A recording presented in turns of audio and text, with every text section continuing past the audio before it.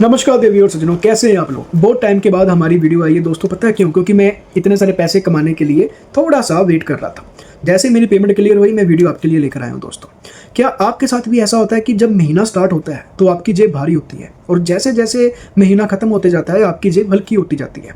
आपकी जेब में 1 रुपया नहीं बचता और घर का खर्च, बच्चों की जरूरतें, राशन, बिजली का बिल और देखते ही देखते पूरा बजट आपका हिल जाता है। लेकिन आज की इस वीडियो में मैं आपको बताऊंगा कुछ ऐसी बातें जो बच्चों से लेकर हाउसवाइफ तक सभी अगर अपनाएंगे तो आप भी इतने पैसे बचा सकते हैं, कमा सकते हैं और आप अच्छी खासी एक सेविंग कर सकते हैं।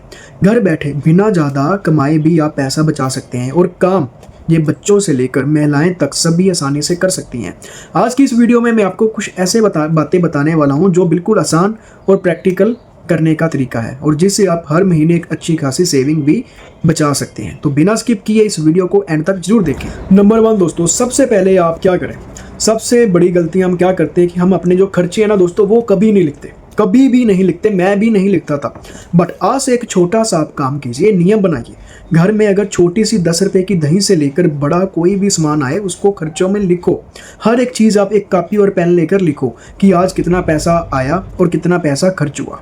ये चीज़ें बड़ी छोटी चीज़ें हैं, मैं समझता हूँ कि आपको ऐसी आ रही होगी, बट दोस्तों मैंने इसी चीज़ पर काम कर 10 दिनों में इतनी पेमेंट कमाई है। आप 1 महीना लगातार ये एक डायरी लगाएं, उस पर सारे खर्चे लिखें और 1 महीने के बाद जब आप वो खर्चे देखोगे तो आपको पता चलेगा कि जो फालतू खर्चे थे वो कौन से हैं और ज़रूरी खर्चे हैं वो कौन से हैं। अगर फालतू खर्चों को आप रोक दोगे तो दोस्तों आप एक अच्छी खासी सेविंग जमा कर सकते हैं और अपने भविष्य को सिक्योर कर सकते हैं। नंबर 2 दोस्तों, पहले बचत करना सीखें, बाद में खर्च। अधिकतर लोग क्या करते हैं, ज़्यादातर लोग ये करते हैं कि पहले जो भी पैसा आया उसे खर्च कर दो और बचाने के लिए बाद में बचता कुछ नहीं।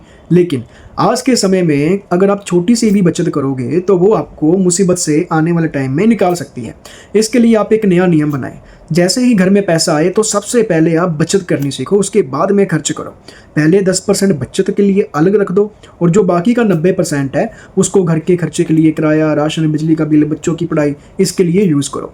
अगर आप महीने का 10,000 रुपये कमा रहे हैं तो सबसे पहले 1,000 रुपये साइड पर बचत के तौर पर रखो और इसके बाद बाकी के पैसे को खर्च करो। धीरे धीरे ये छोटी सी बचत एक बड़ी रकम बनती जाएगी दोस्तों। नंबर 3 दोस्तों, छोटे छोटे खर्चे कम करो। कई बार क्या होता है कि हमारे जो घर का पैसा होता है ना वो बड़े बड़े खर्चों में नहीं बल्कि छोटे छोटे खर्चों में ही खत्म होता जाता है। जैसे कि बच्चों के लिए ये ले आओ, वो ले आओ, खाने के लिए ये ले आओ, वो ले आओ, आज घर पे ये चीज़ लेके आनी है, वो चीज़ लेके आनी है। जैसे कि रोज़ बाहर की चाय, फालतू स्नैक्स, ज़रूरत से भी ज़्यादा ऑनलाइन शॉपिंग करनी, ये दोस्तों फालतू खर्चे होते हैं और निके निके खर्चे होते हैं जो हम को पता ही नहीं होता और खर्चे होते जाते हैं। अगर घर की महिलाएं ये इस बातों पर ध्यान दें और खर्चे को बांटें और देखें कि कौन सा फालतू खर्चा है, कौन सा छोटा खर्चा फालतू हो रहा है, इसको कम करें तो आप एक अच्छी अमाउंट सेविंग के तौर पर कर सकते हैं। सपोज करो दोस्तों हमारी ज्वेलरी की शॉप है, हमारे यहाँ पे छोटे छोटे बड़े फालतू के खर्चे थे जो मेरे को पता ही नहीं थे दोस्तों। जब मैंने कॉपी के ऊपर लिखने स्टार्ट किए तो उसको मैंने 10 दिन लगातार मैंने ये काम किया और उसके बाद रिजल्ट पता क्या आया दोस्तों कि मैं इतने जो पैसे हैं ये फालतू खर्चों में उड़ा रहा था। मैंने वो फालतू खर्चे दोस्तों बंद कर दिए और उसके बाद मेरे पास ये सेविंग पड़ी है। ये समथिंग अराउंड 35,000 के आसपास है। अगर देखा जाए ना दोस्तों, ये 35,000 रुपये किसी बंदे का 1 महीना, किसी बंदे के 3 महीने हैं जो मेरे इस हाथ में है। ये मैं हवाबाजी नहीं कर रहा दोस्तों, बट मैं आपको बता रहा हूँ, गाइड कर रहा हूँ। मैंने 2 साल कॉल सेंटर में दोस्तों पहले काम किया था। मेरे को पता है कॉल सेंटर वालों की जॉब की जो सैलरी है वो 15,000 से ज़्यादा नहीं होती और 15,000 में घर के खर्चे, रूम रेंट, बाहर का खाना पीना सब कुछ एडजस्ट करना बहुत मुश्किल होता है। और जो कॉल सेंटर वाले दोस्तों जो काम लेते हैं ना वो 8 घंटे बंदे के दिमाग को इतना प्रेशराइज करते हैं कि बंदा कहता है जा तो मर जाऊँ, जा काम छोड़ दो।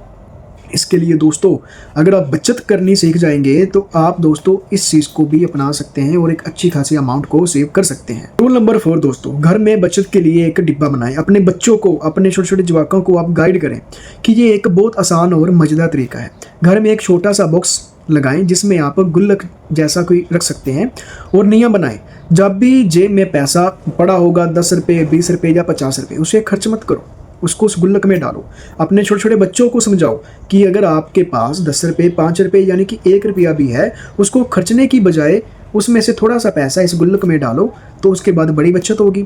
अगर आप ऐसा ही करते जाएंगे और ऐसा ही करोगे तो 1 साल के अंदर आपको पता चलेगा कि आपने कितना पैसा जमा किया है, जो कि फालतू चीज़ों में खर्च हो सकता था। और फालतू चीज़ों में खर्च करने की बजाय आपने ये सेविंग की, ये पैसा एक ना एक दिन आपकी जरूरत के वेले आपके काम आएगा दोस्तों। अब लास्ट में दोस्तों मैं आपसे यही कहना चाहता हूँ कि आपने पूरी वीडियो देख ली, आपको समझ में आ गया, बट अगर आप सच में बचत करना चाहते हैं तो एक लक्ष्य बनाएं। जैसे कि हर महीने 1000 रुपये तो बचाऊंगा, या फिर अगले महीने से 2000 बचाऊंगा। जब आपका लक्ष्य तय होता है तो दिमाग आपके रास्ता ढूंढना तय कर लेता है, और यही आपकी एक छोटी सी आदत आपको आर्थिक रूप से भी बचाने में हेल्प करेगी। क्योंकि जब भी मुश्किल समय आता है तो आस पड़ोस भी कई बार नहीं साथ देते, रिश्तेदार भी कई बार फ़ोन नहीं उठाते, बट अगर आप आज से ही एक छोटी सी सेविंग करना स्टार्ट कर देंगे तो मुश्किल समय पहली बार तो आएगा ही नहीं, बट अगर बाय चांस आता भी है तो आप उस चीज़ को सरवाइव करने के लिए आपकी एक दीवार पहले ही खड़ी होगी जो आपको कुछ नहीं होने देगी। दोस्तों पैसा बचाने के लिए कोई बड़ी अमाउंट की आवश्यकता नहीं पड़ती, आवश्यकता पड़ती है सही सोच और सही आदत। अगर घर की महिलाएं और बच्चे मिलकर इन छोटी छोटी चीज़ों को अपनाएंगे तो यकीन मानिए कि कुछ ही महीने में आप एक अच्छी खासी सेविंग बना सकते हैं। घर की बचत पहले से कई गुना ज़्यादा बढ़ जाती है। अगर आपको ये तरीका सही लगा हो और आपको ये वीडियो अच्छी लगी हो तो कृपया इसको लाइक करें और चैनल को सब्सक्राइब करना ना भूलें। और दोस्तों आई एम श्योर मैं इसका पार्ट 2 लेकर आऊँगा, क्योंकि अगर आप छोटी छोटी बचत को सेविंग करेंगे तो उसके बाद आप इसको कहाँ इन्वेस्ट करें कि अगर आप महीने का 300 रुपये भी इन्वेस्ट कर रहे हैं तो साल का आपका बन गया 3600 रुपये। और 3600 रुपये आप कहाँ पर इन्वेस्ट करें जहाँ से आपको अगले 5 साल तक 5 नहीं तो 10 लाख रुपया मिल सके। पर ये जानने के लिए आपको मेरे चैनल को फॉलो करना पड़ेगा। पार्ट 2 आप कमेंट में लिखें तो मैं एक अच्छी सी सीरीज़ इसके ऊपर लेकर आऊँगा। मिलते हैं नेक्स्ट वीडियो में।